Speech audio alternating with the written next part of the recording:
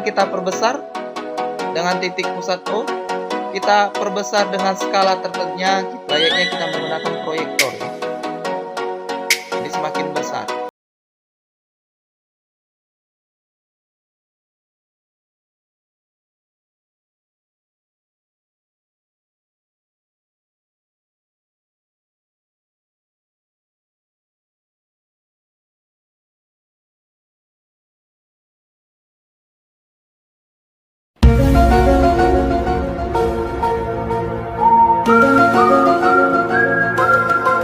Assalamualaikum warahmatullahi wabarakatuh.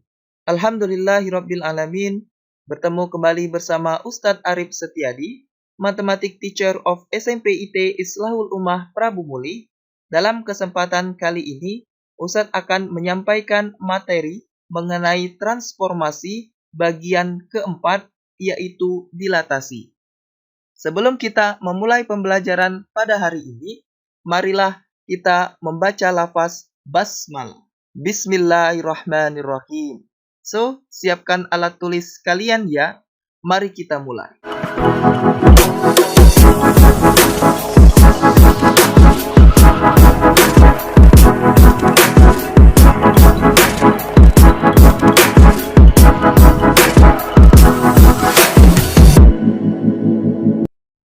Oke.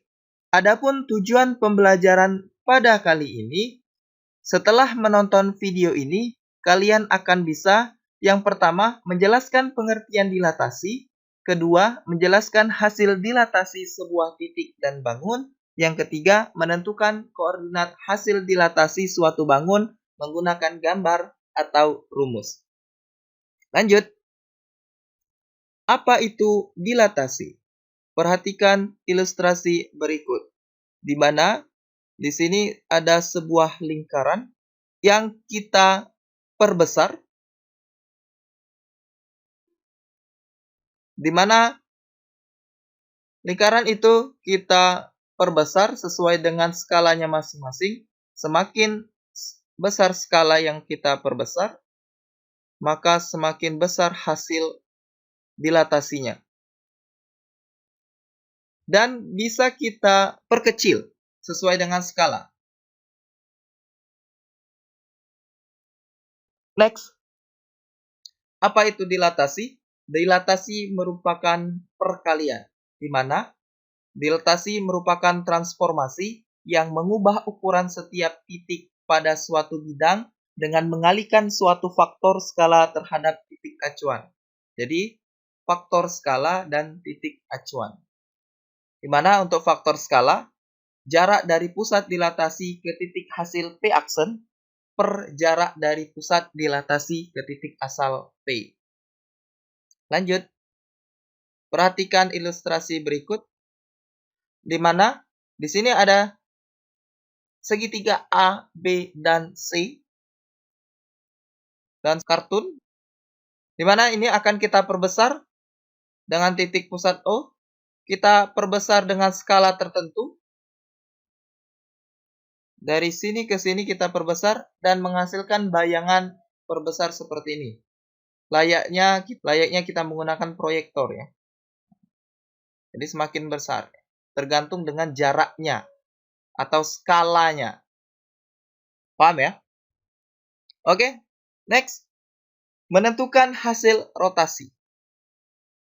Di sini ada titik P, X, Y, dengan rotasi di titik pusat O, dan K menghasilkan P aksen K dikali X, K dikali Y. Di mana ketika K lebih besar dari 1, maka dia membesar untuk hasil bayangannya. Dan ketika K itu antara 0 dan 1, artinya dia pecahan, 1/2, 2/3, 1/4, 3/4, dan seterusnya. Maka untuk hasilnya dia mengecil. Jadi tergantung dengan K atau skalanya ya. Lanjut. Contoh soal. Di sini ada titik P dengan min 8,2 akan kita dilatasikan dengan pusat 0 dan faktor skalanya 3/2, tentukan bayangan titik P. Mari kita selesaikan dengan bersama-sama. Oke, kita ingatkan kembali. Ini akan kita gunakan pada pembahasan soal ini. Di sini ada titik P dengan min 8,2. Akan kita dilatasikan di titik O dengan faktor skala 3/2.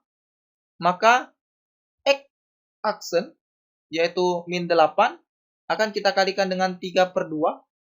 Min 8 dibagi 2 adalah 4. Kita kalikan dengan 3. Min 4 kali 3 adalah negatif 12. Untuk X-aksen, itu adalah min 12. Next, Y.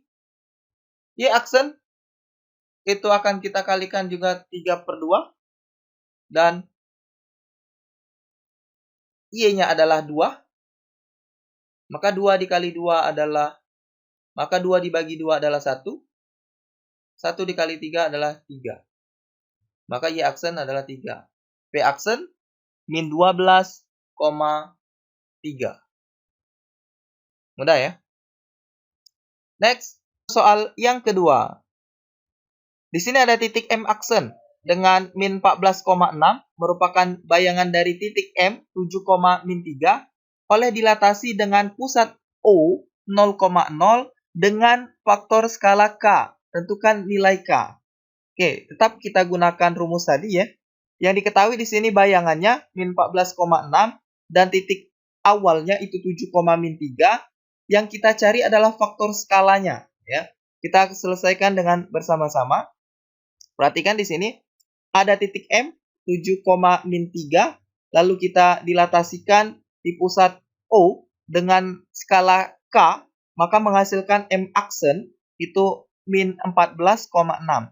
Akan kita cari salah satunya saja karena dia sama saja. Kita ambil X-nya, di mana X-nya 7, kita kalikan dengan K sama dengan min 14 karena M-aksennya min 14 untuk X. Maka kita ubah atau pindah K sama dengan negatif 14 dibagi 7. Negatif 14 dibagi 7 adalah negatif 2. Maka untuk faktor skala K-nya adalah negatif 2 atau O, min 2. Paham ya? Cukup mudah. Sekarang giliran kalian. Di sini ada satu soal. Titik A, min 20,8 didilatasikan dengan pusat O 0,0 dan faktor skala min 3/4. Tentukan bayangan titik A. Kedua, sama seperti tadi, akan kita cari faktor skala K-nya. Silakan dikerjakan. Thanks for watching.